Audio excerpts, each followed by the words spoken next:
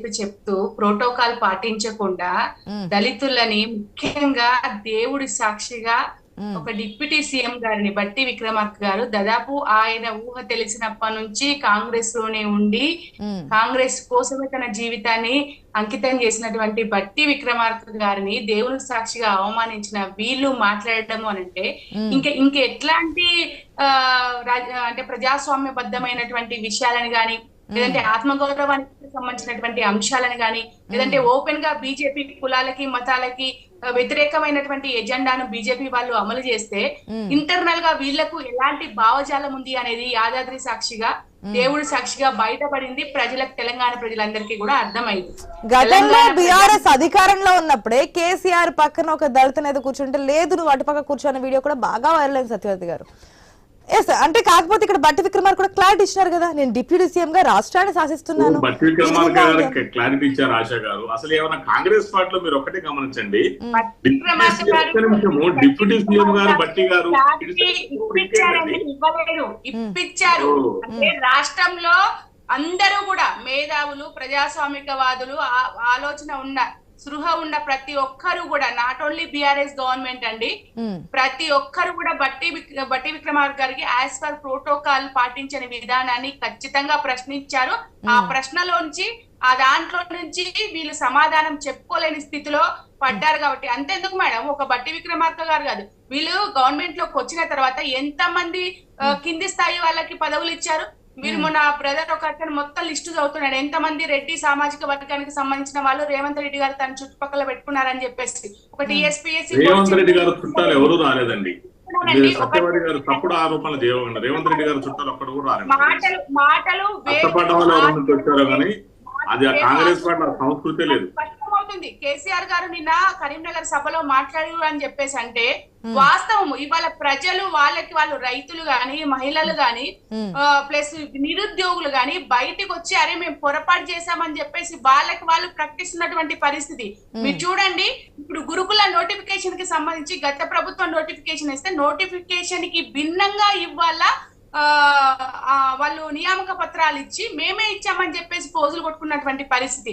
కానీ ఆ నియామకాలలో కూడా ఎన్ని అవకతవకలు ఉన్నాయి. మేల్ కు ఫీమేల్, అదే విధంగా పీడీ ఫిజికల్ డైరెక్టర్ కి సంబంధించినటువంటి పోస్టులలో మెరిట్ ఉన్న 10 మందికి కాకుండా అసలు కోర్సే కంప్లీట్ చేయని వాళ్ళకి ఇద్దరికి ఇస్తే కోర్టే మొట్టికాయలు ఇచ్చినటువంటి పరిస్థితి. కోర్టే అసలు ఈ పద్ధతి ఏంది అని చెప్పేసి ప్రశ్నించినటువంటి పరిస్థితి. అదే విధంగా నిన్న ఆమరణ నిరాహార దీక్ష కూర్చున్నారు నిరుద్యోగులందరూ కూడా. యాజ్ పర్ నోటిఫికేషన్ మీరు ఫిల్ చేయాలని చెప్పేసి వాళ్ళు ఉద్యమం చేస్తుంటే వాళ్ళ ఉద్యమం వీళ్ళ కంటికి కనపడట్లేదు అని చెప్పేసి అడుగుతున్నా నేను.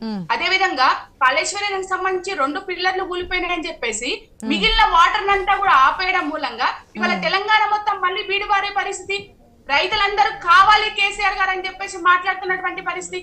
ఎవరైతే బయటకు వచ్చి వీళ్ళ పాలనను వ్యతిరేకిస్తున్నారో 3 నెలల్లోనే వాళ్ళని ఎవరైతే వాళ్ళ వాయిస్ చెప్తున్నారో యూట్యూబర్లను కావచ్చు, లేకపోతే మిగతా ఛానల్స్ వాళ్ళని కావచ్చు, పబ్లిక్ దగ్గరికి వెళ్ళి వాళ్ళతో మాట్లాడిస్తుంటే వాళ్ళని కూడా అడ్డుకొని బెదిరిస్తున్నటువంటి పరిస్థితి పోలీసులు. ఇవన్నీ కనపడట్లేవా వీళ్ళ ప్రజలకి? ఇవన్నీ విషయాలు తెలియట్లేవా? ఫ్రీ బస్ అని చెప్పేసి మాట్లాడుతున్నారు. చాలా సంతోషం మేడం. ఖచ్చితంగా ఏ పార్టీ అయినా సరే అధికారంలోకి రావడం కోసం ప్రజలలో ఉన్న కొన్ని వాటిని ముందుకు తీసుకెళ్లడానికి సంక్షేమ పథకాలని ఖచ్చితంగా పెడుతుంది. కానీ ఫ్రీ బస్ కంప్లీట్ గా కర్ణాటకలో ఫెయిల్ అయింది. కానీ అది తీసుకొచ్చి మళ్ళీ ఇక్కడ తెలంగాణలో పెట్టడం వల్ల కొన్ని ఆటో కుటుంబాలన్నీ కూడా రోడ్డున పడ్డ పరిస్థితి. సత్యవతి గారు ఫ్రీ బస్ వద్దంటారా మహిళలు? చెప్పండి మరి. కొంతమంది మీరు చూడండి, సీనియర్ సిటిజన్స్ కి మీరు ఇచ్చారు, కాలేజీ వాళ్ళకి గతం నుంచి ఉందండి. ఇప్పుడు ఏ సంస్థ అయినా సరే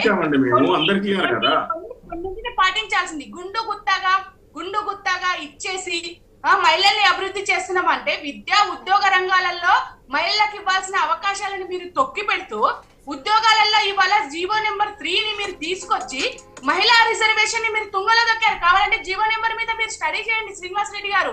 నేను మిమ్మల్ని రిక్వెస్ట్ చేస్తున్నాను. జీవో నెంబర్ ఇవాళ గురుకుల నోటిఫికేషన్ లో దాదాపు 2 నుంచి 3 వేల మంది మహిళలు ఇవాళ ఇంటికి పరిమితం అయ్యే పరిస్థితి. వాళ్ళందరూ కూడా రోడ్డు మీదకి వచ్చి గొడవ చేస్తున్నారు. మీరు జీవో నెంబర్ 41 ఎందుకు ఇంప్లిమెంట్ చేయట్లేదు? అదే నిబంధనలు ఉన్నటువంటి జీవో 41 కర్ణాటకలో మీరు ఇంప్లిమెంట్ చేశారు. కోర్టు తీర్పుకు భిన్నంగా మీరు రిట్ పిటిషన్ వేసి ఇక్కడ మాత్రం తెలంగాణలో